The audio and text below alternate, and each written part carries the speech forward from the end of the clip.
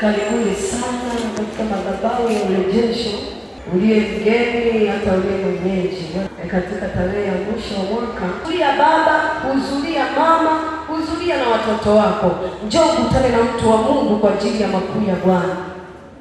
Njoo ukutane na mtu wa Mungu kama wale watu wa mjini wakamwendea Elisha, kwa sababu mji wao ulikuwa ni mbaya. Unazaa nini?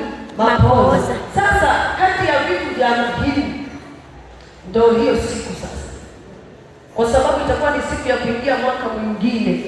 Kuna watu wataingia na neno kutoka kwa Mungu kupitia mtu wa Mungu. Liko jambo litatendeka, Bwana atasema na maisha yako. Unabii utatoka kwa ajili ya maisha yako kuhusu mwaka wako unaoingia. Kwa hiyo ni vizuri kuacha usingizi kwa ajili ya jambo hilo. Ni muhimu kwa ajili ya safari yako ya mwaka mwingine, kwa sababu itakuwa ni mkesha wa baraka. Yaani sio mikesha kama inavyofanyika kwenye dini zingine. Kuna mikesha ya kidini, lakini kuna mikesha yenye miujiza kwenye maisha ya watu.